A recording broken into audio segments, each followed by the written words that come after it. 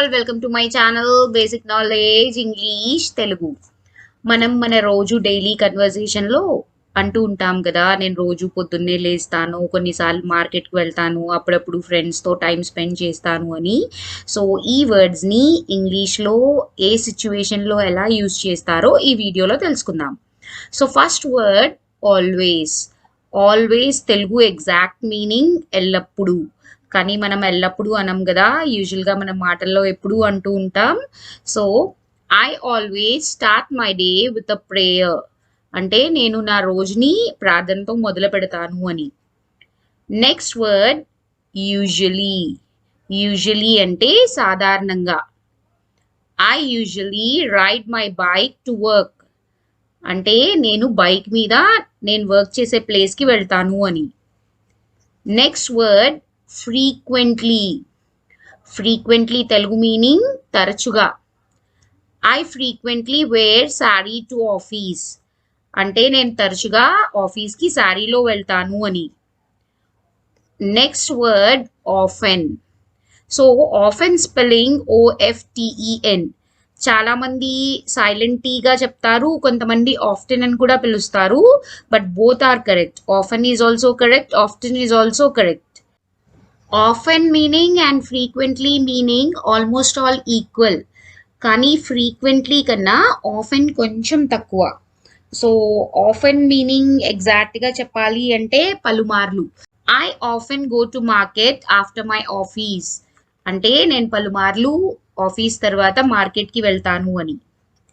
Next word sometimes. Sometimes అంటే కొన్నిసార్లు. I sometimes hang out with my colleagues at a coffee shop after my office. Hang out అంటే to spend time with. So నేను నా colleagues అంటే మనతో పనిచేసే వాళ్ళని కొలీగ్స్ అంటారు. సో ఆఫీస్ తర్వాత మా కొలీగ్స్తో నేను కొంత టైం కాఫీ షాప్లో స్పెండ్ చేస్తాను అని. Next word occasionally. అకేషనలీ అంటే అప్పుడప్పుడు. I occasionally worry myself to death about worthless nonsense. Worthless nonsense అంటే పనికిరాని విషయాలు.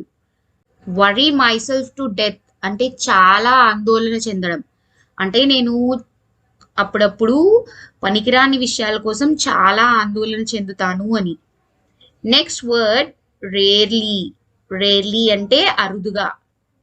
I rarely watch television these days అంటే నేను ఈ మధ్య చాలా అరుదుగా టీవీ చూస్తున్నాను అని.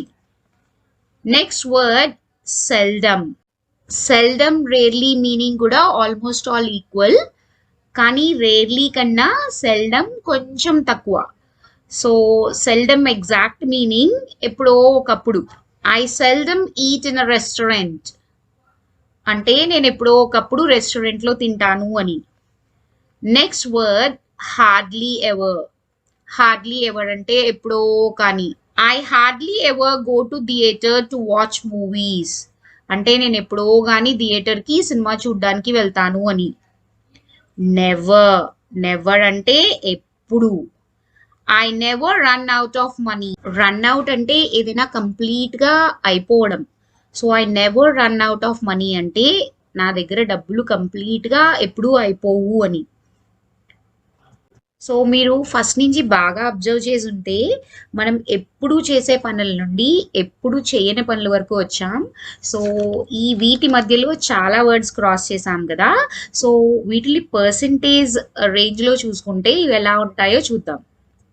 ఆల్వేస్ అంటే మీరు ఎప్పుడూ చేసేది. So always 100%. యూజువలీ అంటే సాధారణంగా చేసేది. So this is 85%.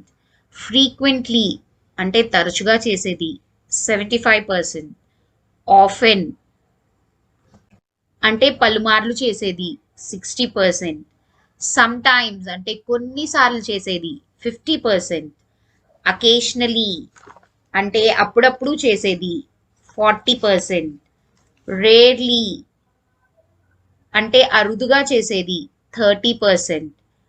సెల్డమ్ అంటే ఎప్పుడో ఒకప్పుడు చేసేది 20%. హార్డ్లీ ఎవర్ ఎప్పుడో కానీ చేసేది 10%. నెవర్ ఎప్పుడు చేయలేంది. సో 0%. సో ఐ హోప్ మీకు ఈ వీడియో నచ్చింది అనుకుంటాను. నచ్చితే లైక్, సబ్స్క్రైబ్, షేర్ చేయండి.